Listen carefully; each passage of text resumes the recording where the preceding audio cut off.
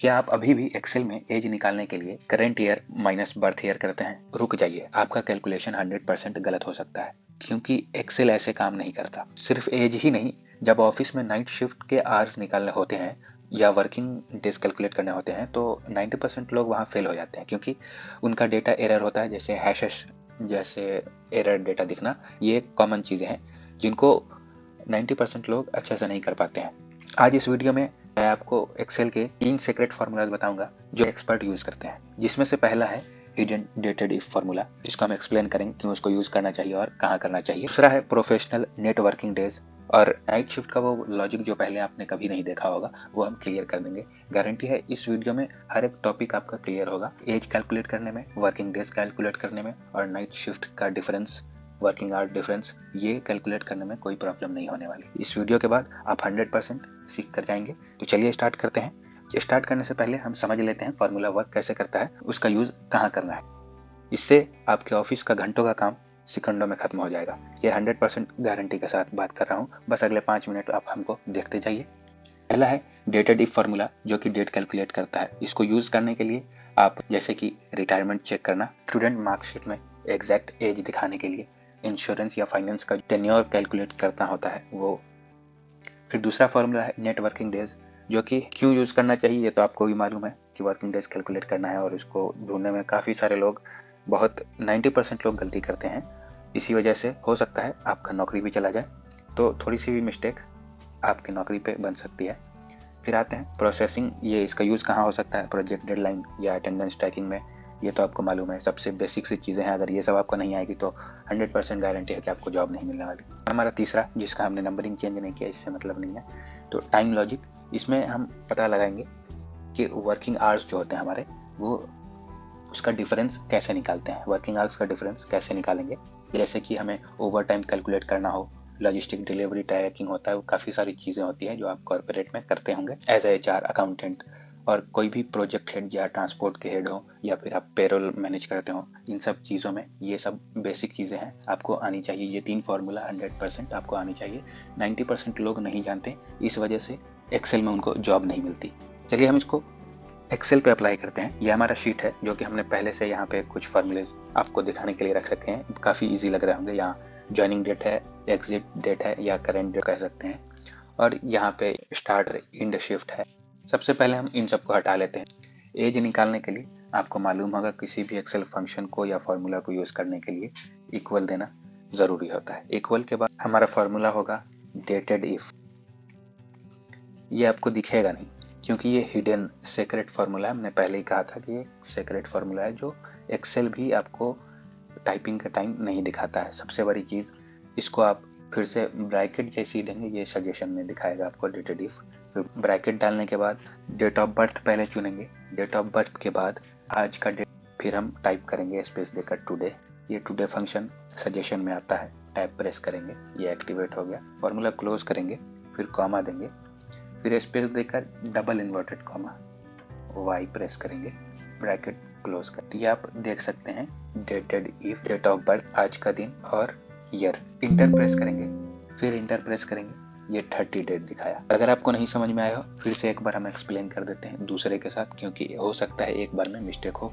Equal press करना है, फिर फॉर्मूला टाइप करना है डेटेड इफ, ब्रैकेट ओपन, उसके बाद आपको डेट ऑफ बर्थ सेलेक्ट करना है, फिर कॉमा प्रेस करना है, फिर आज का फॉर्मूला यानी कि टुडे फॉर्मूला ये डालेंगे, टैब प्रेस करेंगे, फिर ये टुडे को क्लोज करेंगे, क्योंकि ये ऑटो फंक्शन होता है जो कंप्यूटर से आपके डेट को निकाल लेता है। फिर कॉमा देंगे, डबल इन्वर्टेड कॉमा में हम वाई प्रेस करेंगे, फिर ब्रैकेट क्लोज करेंगे, इंटर प्रेस करेंगे, ये एज 27 दिखाया।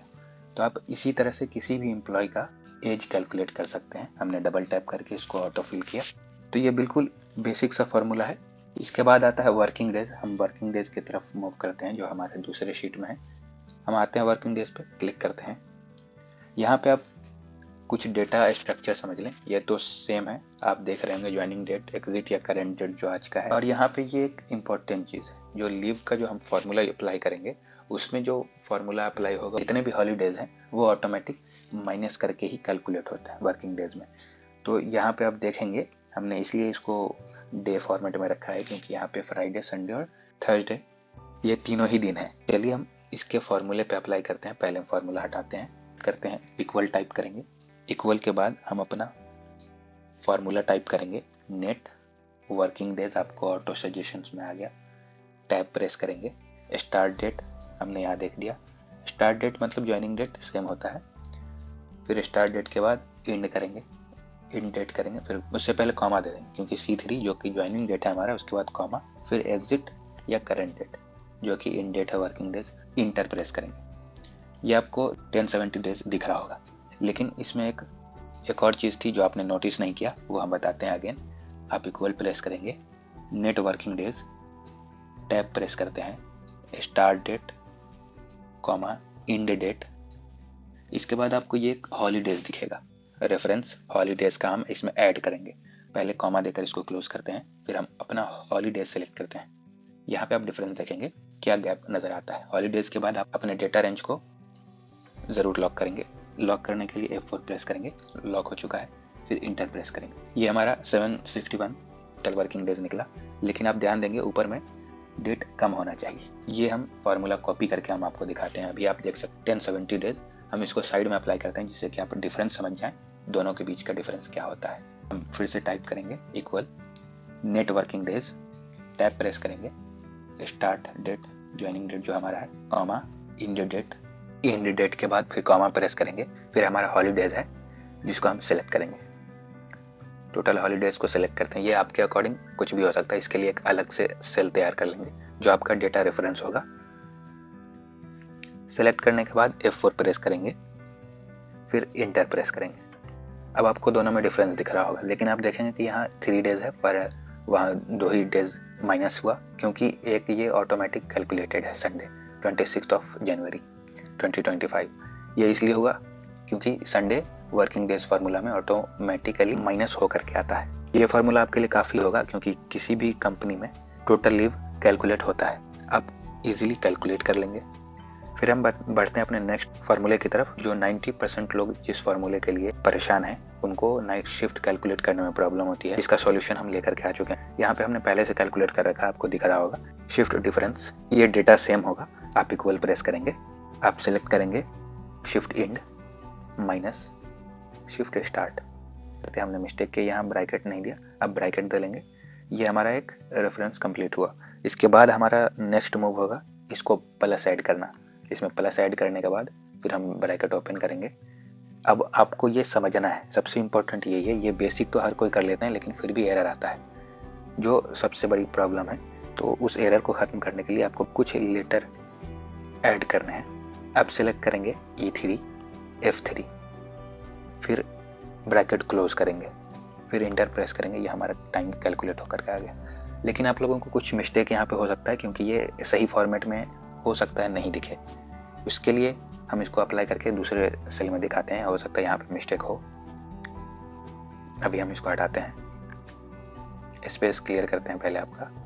इसके बाद हम फिर से अप्लाई करके हम आपको बताते हैं। इक्वल प्रेस करेंगे, फिर ब्रैकेट ओपन करेंगे, फिर हम F3 प्रेस करेंगे। अब प्रेस भी कर सकते हैं या टाइप कर दीजिए जो आपको सही लगे, माइनस E3, फिर ब्रैकेट क्लोज करेंगे, फिर प्लस टाइप करेंगे, फिर ब्रैकेट ओपन, फिर E3 is greater than F3, फिर ब्रैकेट क्लोज करेंगे, इंटर प्रेस करेंगे। जी हाँ, डिफरेंस दिखाना चाह रहा था कि यहाँ 9 आ गया और यहाँ 0.375 आया क्योंकि ये सेल फॉर्मेटिंग का डिफरेंस है। हम इसको कैसे फिक्स करेंगे, इसके लिए हम आते हैं इस पर राइट क्लिक करेंगे, फॉर्मेटिंग पे आते हैं, फॉर्मेट सेल, यहाँ कस्टम पे आकर के हमारे पास कई सारे ऑप्शंस होते हैं। हम उसको नीचे जाकर एक्सप्लोर करेंगे।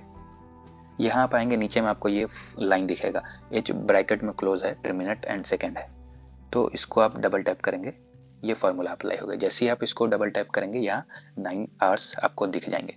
ठीक इसी तरह से यहाँ भी अप्लाई करेंगे। हम ऑटो फिल करते हैं, हमारा फॉर्मूला टोटल सेल में अप्लाई है। हम इसको भी दिखा देते हैं, कुछ डिफरेंस तो नहीं आ रहा है दोनों में। आप देख पाएंगे कि कोई भी डिफरेंस नहीं है। तो आप इससे काफ़ी सारे प्रॉब्लम को आसान कर लेंगे। जो आप मैनुअली कैलकुलेट करते हैं वो आपके लिए काफ़ी ईजी हो चुका है। अगर आपको कुछ प्रॉब्लम समझ आता है आप हमें कमेंट में बताइए। ये कंप्लीट शीट आप कमेंट में मुझसे ले सकते हैं।